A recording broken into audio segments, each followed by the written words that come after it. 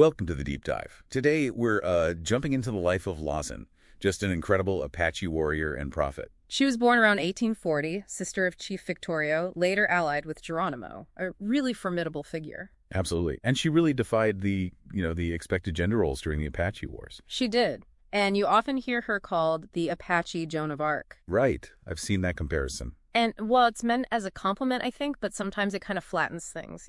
How so? It maybe diminishes the actual indigenous understanding of her knowledge.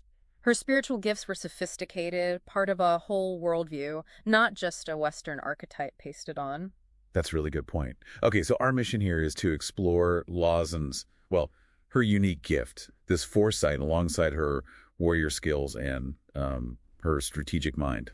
And how crucial these were for her people's survival, especially against just overwhelming odds. Yeah, like the forced relocations. That awful place near San Carlos, Hell's 40 acres. It really shows what they were up against. Exactly, a symbol of that confinement and suffering. So thinking about her early life, it sounds like she was focused on the, quote, art of war from, like, day one almost. Pretty much. The sources say she mastered riding by age 7. Think about that, 7. And marksmanship, even horse thievery, which sounds bad, but were actually vital skills, right? Absolutely vital. Stealing horses wasn't just mischief. It was about mobility, resources. Key to Apache survival and warfare. It showed her commitment, earned massive respect. Her brother Victorio, the chief, he called her his right hand. High praise. He also said she was strong as a man, braver than most, and cunning in strategy. Wow. And ultimately, a shield to her people. Yes. Powerful. And a huge part of that shield was this gift of foresight. It was said to be bestowed by Usin, the Apache creator god. Okay, so how did it work? Was there a ritual involved? Yes, quite a specific one. She'd stand, arms out, chanting to Usin, and she would turn slowly. Okay. And as she turned, her palms would start to tingle.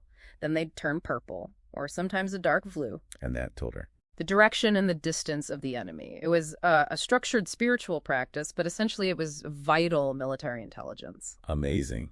And she used this in real life or death situations. I read about the Rio Grande crossing. Yes. James K. Weckla's account. Incredible. He described seeing her, this magnificent woman on a beautiful horse, just plunging into the raging river, rifle held high, inspiring terrified women and children to follow. Just sheer leadership. Absolutely. And then there's that solo mission across the Chihuahuan Desert. Right. Escorting a new mother and her baby. Using only a knife to hunt so a gunshot wouldn't give them away.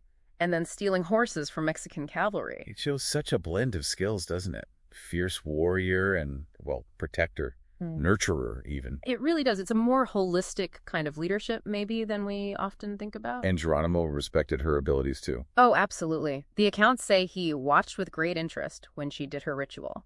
He acknowledged her power, kept him and his followers safe. A huge testament. It makes her eventual fate even more tragic. Believing she was entering peace talks. Only for it to be a strategic deception by the U.S. government, leading to her capture, imprisonment, and death from tuberculosis and confinement. A story of just systemic betrayal, really. It truly is. And Lozen's gift, while maybe unique in its specifics, fits into a broader pattern in indigenous cultures. You mean other leaders having similar prophetic abilities? Exactly. Think of Crazy Horse, whose vision supposedly guided him in battle, made him feel invincible, or Sitting Bull predicting the victory at Little Bighorn. So spiritual guidance wasn't separate from practical strategy? Not at all. It was deeply integrated, essential for survival and leadership.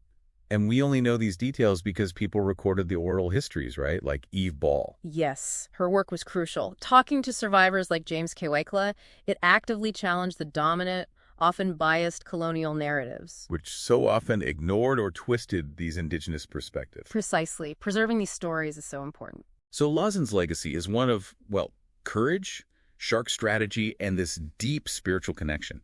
A true shield to her people.